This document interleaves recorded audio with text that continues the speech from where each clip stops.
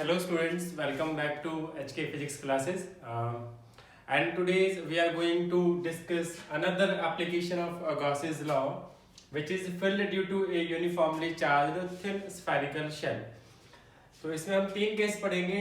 एक spherical shell के outside कितना फील्ड निकलेगा, ऑन द सरफेस कितना निकलने वाला है और इनसाइड कितना निकलने वाला है. ओके, प्रोसेस आपका वही सेम है कि हमें दो स्टेप फॉलो करने हैं. पहला स्टेप आपको मैंने क्या बताया था कि आपको फ्लक्स लेना है क्लोज इंटीग्रल ई ओवर ई डॉट डी ए. ये पहला स्टेप बताया था मैंने आपको लास्ट लेक्चर में. स्टेप 2 क्या बताया था, फ्लक्स जो लेना है चार्ज अपॉन एप्सिलॉन नॉट लेना है. और यहाँ पे चार्ज को आप linear charge density, surface charge density या वॉल्यूम चार्ज डेंसिटी पे एक्सप्लोर भी कर सकते हैं. Okay, let's start the video. सबसे पहले हम निकालेंगे आउटसाइड द शेल. तो let us consider, first of all consider a thin spherical shell of radius capital R which is uniformly charge by positive q charge. इस पे पूरे पे कैसा चार्ज है, प्लस का क्यू चार्ज है. ओके, अभी इस पे सरफेस है तो इसकी सरफेस चार्ज डेंसिटी हो जाएगी सिग्मा. सिग्मा इसकी क्या हो जाएगी, सरफेस चार्ज डेंसिटी हो जाएगी, right. Okay, we wish to calculate electric field at some point P which is just outside the thin spherical shell. अब प्रॉब्लम हो गया, ये तो बाहर रखा हुआ है, क्लोज तो है नहीं. और जब तक क्लोज नहीं होगा सिस्टम, जब तक हम गॉसेस लॉ नहीं लगा सकते. तो क्या करना पड़ेगा, तो इस पे ड्रॉ करना पड़ेगा गॉसियन सरफेस. गॉसियन सरफेस क्या बताया था आपको, it is an hypothetical surface at every point of which electric field is same. ठीक है, तो इसका शेप कैसा है, गॉसियन सरफेस का बारे में मैंने बताया था. जिस तरीके का आप ऑब्जेक्ट लेते हैं उसके अकॉर्डिंग ही गॉसियन सरफेस की सिमेट्री बन जाती है. ये स्फेरिकल है ऑब्वियसली, तो गॉसियन सरफेस भी कैसा रहेगा, स्फेरिकल ही रहेगा. यहाँ तो 2D डायग्राम हो रहा है तो इसलिए ये आपको सर्किल नजर आ रहा होगा. ठीक है, और इसकी रेडियस कितनी है, r. ये यहाँ पे ले लिया, r is greater than small r, capital R. Small r लेना है, सॉरी, कैपिटल R तो एक्चुअल सेल का रेडियस हो गया. और स्मॉल r जब भी हम गॉसियन सरफेस ड्रॉ करेंगे हमेशा उसका रेडियस हम स्मॉल r लेंगे. ये वेरिएबल है आपका, ये फिक्स है. और इस पे कितना चार्ज लगा हुआ है, प्लस का क्यू लगा हुआ है. कितना लगा हुआ है, प्लस का Q, which is uniformly distributed over it. Conductor में हमेशा जो चार्ज रहेगा सरफेस पे यूनिफॉर्मली डिस्ट्रीब्यूट रहेगा. तो अब आपको क्या करना है, आपको ये वाला स्टेप अप्लाई करना है. तो एक एरिया चाहिए आपको, फिर इलेक्ट्रिक फील्ड का डायरेक्शन चाहिए. तो एरिया आपने कंसीडर कर लिया, ये डी ए एरिया ले लिया ये. ठीक है, इसका नॉर्मल किधर जाएगा, ऊपर. और प्लस का चार्ज है, प्लस का चार्ज क्या होता था आपका, रेडियली आउटवर्ड होता था. तो रेडियस के अलोंग आउटवर्ड इसकी डायरेक्शन हो जाएगी. ये इलेक्ट्रिक फील्ड की डायरेक्शन भी आपकी यही हो गई. ठीक है, तो अभी आप यहाँ पे अप्लाई करिए. Phi is equal to close integral over E vector dot d A vector integration over E d A dot हटाएंगे कॉस, और थीटा कितना है, 0 डिग्री, राइट. तो ये कितना हो जाएगा, ई डी ए कॉस 0 कितना होता है, 1. ए आपका बाहर आ जाएगा, डी ए का कितना आ जाएगा, ए आ जाएगा. इसका सरफेस एरिया कितना होता है शेल का, 4 पाई आर स्क्वायर. ये फाई आ गया, पहला स्टेप हो गया. दूसरा स्टेप क्या है आपका, फाई इज इक्वल टू कितना, चार्ज अपॉन एप्सिलॉन नॉट. ये सेकंड स्टेप है. कंपेयर करिए from first and two we have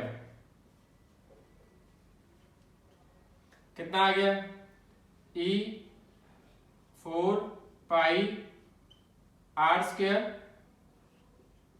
is equal to Q upon epsilon not, right. तो ए का वैल्यू कितना आ गया यहाँ पर, यहाँ पे ए का वैल्यू आ गया है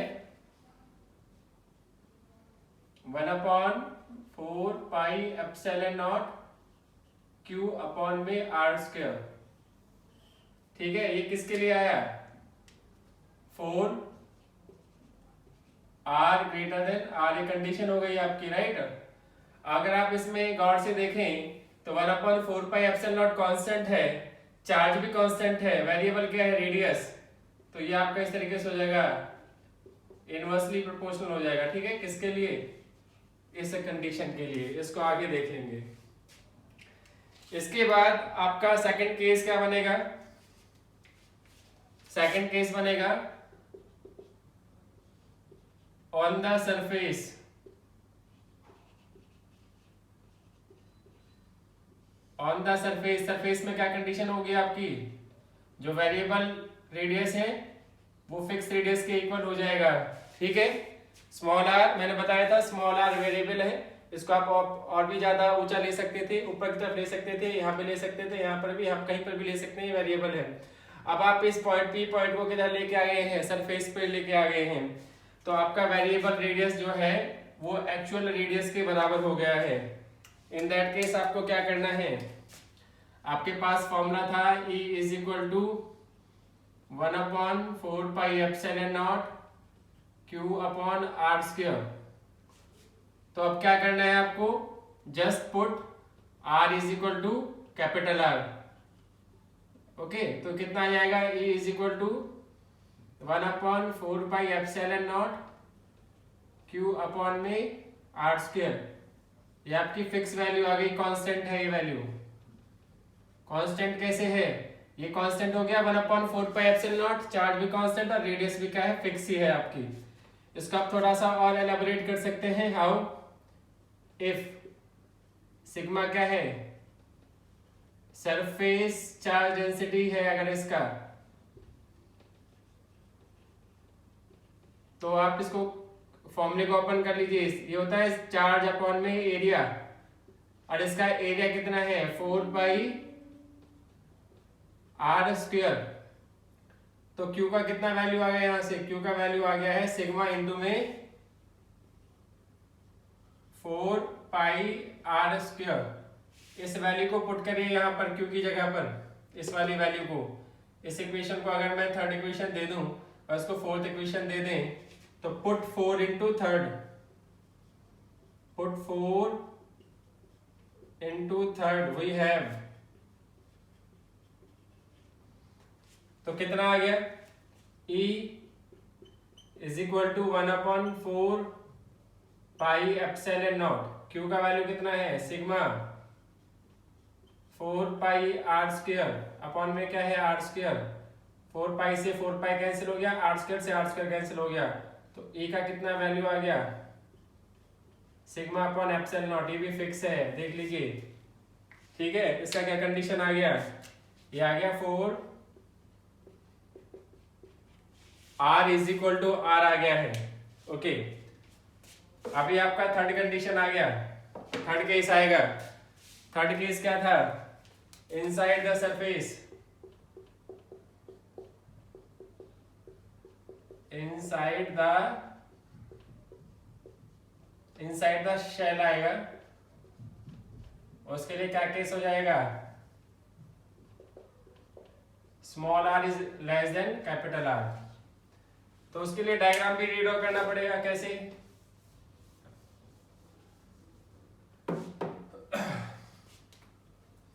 ये आपने शेल ले लिया थिन, रेडियस r का, और आपका पॉइंट P हो गया ये। इधर आपको फिल्टर निकालना है, तो इसको पहले क्लोज करना पड़ेगा। हालांकि ऑलरेडी क्लोज है, लेकिन क्लोज इसलिए किया गया कि इसके इनसाइड वाला चार्ज लेना होता है हमें। इसकी रेडियस कितनी हो गई? स्मॉल r, ये कैपिटल R से छोटा ही है। एज्यूम करो area dA, n cap, electric field. तो पहला केस क्या आएगा? Phi is equal to E dot dA, वही सिमिलर केस है, तो यह आ जाएगा phi E dA cos 0 degree तो मैं शॉर्ट में कर देता हूँ, ये a is equal to 4πr² आ गया है। ये एरिया स्मॉल r वाला था इसलिए यहाँ पे आ गया। फर्स्ट ये हो गया कौन सा इक्वेशन, फिफ्थ। सेकंड केस होता है phi is equal to charge upon epsilon naught, ठीक है। लेकिन बट Q कितना है, 0 है। यहाँ पे इनसाइड में चार्ज है नहीं क्योंकि कंडक्टर है, कंडक्टर में सरफेस पे चार्ज होता है सारा। तो देन फाई कितना हो जाएगा, यहाँ पे Q की जगह अगर 0 रखेंगे 0 पॉइंट समथिंग 0। छठा equation, equate from by using 5 and 6। तो यहां पे फाई का वैल्यू कितना रखें, 0। e 4πr² is equal to 0। e का कितना वैल्यू आ गया, 0 आ गया। और ये किस कंडीशन के लिए आया है, r is less then r के लिए आया है, ठीक है। तो ये तो हो गया आपका electric field at various points. अब हम निकाल रहे हैं variation of R, small r with electric field. Graph आता है, 1 नंबर का क्वेश्चन आता है सीबीएसई में, ठीक है। तो इसके लिए क्या करेंगे, मैंने एक शेल कंसिडर कर लिया वैसे ही। तो ये हो जाएगा r लेस देन r, इस पॉइंट को दिखाने के लिए। ये पॉइंट r बराबर r और इसके बाद r ग्रेटर देन r। ये आपका r हो गया। Variation of electric field intensity with position है। इलेक्ट्रिक फील्ड का पॉइंट आपका ऊपर की तरफ हो जाएगा। इनसाइड में इलेक्ट्रिक फील्ड कितना था, 0। तो ये इनसाइड के पॉइंट यहां तक तो 0। और सरफेस पर कितना था, कांस्टेंट था। तो कोई वैल्यू मान लीजिए यहाँ पे आ गई वो वैल्यू, तो यहाँ पे आ गई। तो ये वैल्यू हो गई E is equal to sigma upon epsilon naught. अब इस पॉइंट के बाद ये आउटसाइड चला गया है। आउटसाइड में क्या था, इनवर्सली था। तो इनवर्सली में आपका जो कैसा ग्राफ आता है, रेक्टेंगुलर हाइपरबोला, ये हो गया आउटसाइड और ये सेंटर हो गया आपका, ठीक है।